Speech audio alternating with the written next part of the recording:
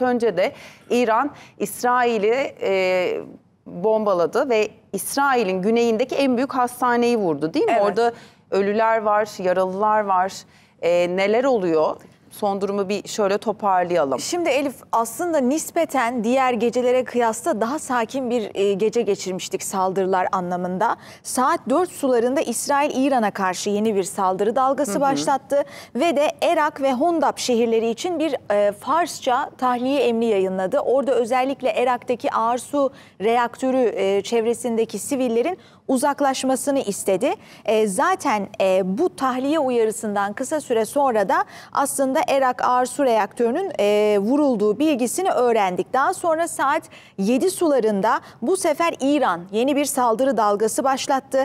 İsrail'in merkezinde, kuzeyinde ve güneyinde sirenler çaldı ama özellikle güneyde büyük bir patlama sesi duyuldu ve en az 4 füze düştü ve de büyük bir hasar meydana geldi. Şimdi vurulan yerlerden biri Soroka Hastanesi. Bu hastane İsrail'in güneyindeki en büyük hastane, aynı zamanda ülkedeki en büyük, en gelişmiş komplekslerden biri ve de gelen görüntülerden anladığımız, hastane sözcüsünden gelen ilk açıklamadan anladığımız ciddi büyük bir hasarın meydana geldiği. Ancak son gelen bilgi şu da var: hastanenin alt katını dün anladığım kadarıyla böyle bir saldırı gerçekleşmesi ihtimaline karşı boşaltmışlar. Dolayısıyla ölü sayısı o kadar yüksek olmayabilir belki ama gelen görüntülere baktığımızda özellikle yerleşkedeki bir binanın tavanının çöktüğünü gördük. Oradan dumanların yükseldiğini gördük. Bir de bu hastane için şu da söyleniyor: Gazze'de yaralanan İsrailli askerlerin tedavi edildiği hastane olduğu da yine gelen bilgiler arasında. Bu sırada Kudüs'te patlama seslerinin duyulduğunu biliyoruz. Tel Aviv'de yine geniş çaplı saldırılar oldu. Oradan da bomba sesleri yükseldi ve yıkım oldu. Yani ana olarak vurulan yerler Tel Aviv, Ramat Gan, Holon ve Beşerba'da da Soroka Hastanesi yer alıyor. Holon'da da bayağı bir yaralı var. Evet, onu söyleyecektim. Şimdi ekrana da yansıyor ya, canlı olarak görüntüyü getiriyoruz. Mesela Holon'da da bir binanın vurulduğunu görüyoruz. Mesela o bina ne? O Holon'da ne var? Neresi var? Şu anda görüntülerden anladığımız değil. Evet, değil. Hastanenin olduğu yer başka. Holon'da da bir bina gibi gözüküyor. Şimdilik bir bilgi yok ama şunu söyleyeyim: bir yandan da Ramat Gan'da İsrail borsa binası vuruldu. O da yine önemli. Diğer yandan o sırada da işte İsrail İran'da Erak ağır su reaktörünü hedef aldı ve de orada herhangi bir radyasyon tehlikesi şu an için bulunmadı söylendi. Zaten tesis boşaltılmıştı dendi. Bir diğer taraftan hastane için şunu söyleyeyim: hastanenin şimdi tahliye edildiği söyleniyor. Çünkü orada da bir tehlikeli madde sızıntısı riskine karşı bunun gerçekleştiğini biliyoruz. İsrail Sağlık Bakanı açıklama yaptı. Hastaneye yapılan saldırı savaş suçudur dedi. Tabii yani 7 Ekim'den bu yana Gazze'de hastaneleri bombalayan İsrail ilk kez değil mi? Kendi hastanesinin hedef alınışına tanıklık ediyor. Yani onu da altını çizmek lazım ve bu bir savaş suçudur diyor. Evet. Diğer yandan İsrail ordusundan gelen açıklamalarda gece boyu düzenlenen saldırılarda 40 savaş uçağının Tahran ve İran'ın diğer bölgelerinde İran askeri tesisine 100 mühimmat attığı onlarca askeri tesise gelen bilgiler arasında.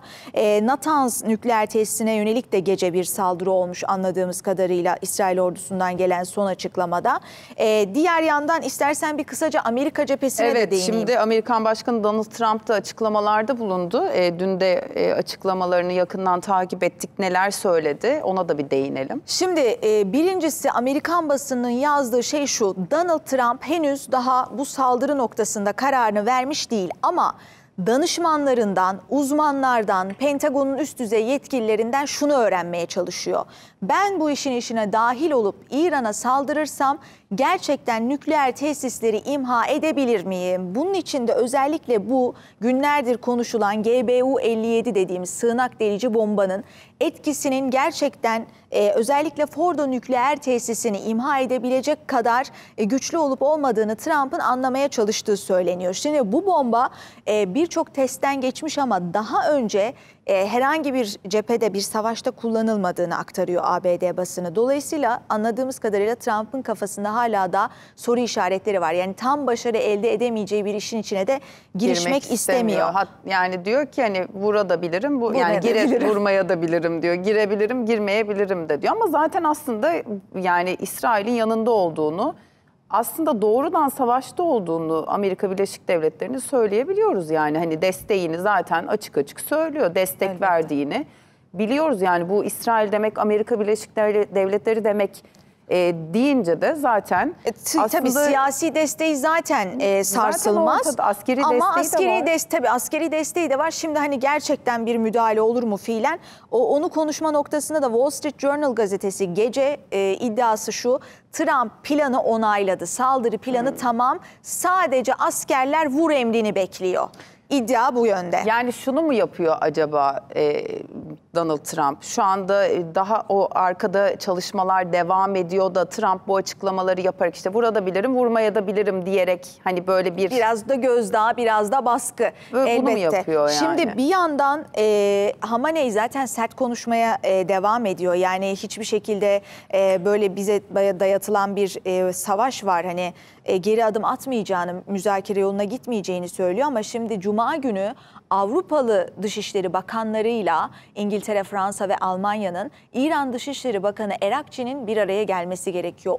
Orada eğer bu görüşme gerçekten gerçekleşirse önemli belki bir sonuç çıkabilir. Diğer yandan Amerikan basını şunu yazıyor: aslında günlerdir İran Dışişleri Bakanı Erakçi ile Trump'ın özel temsilcisi Steve Witkoff'un görüştüğünü, temasın sürdüğünü söylüyor. Yani Trump'ın açıklamalarından da anladığımız halen daha aslında diplomasiye bir alan açmak istiyor. Ama bir yandan İran'a karşı da sert açıklamalarda bulunuyor. Fakat kararını verebilmiş değil. Çünkü askeri anlamda bir gerçekten başarı elde edemeyeceğini de öğrenmeye çalışıyor.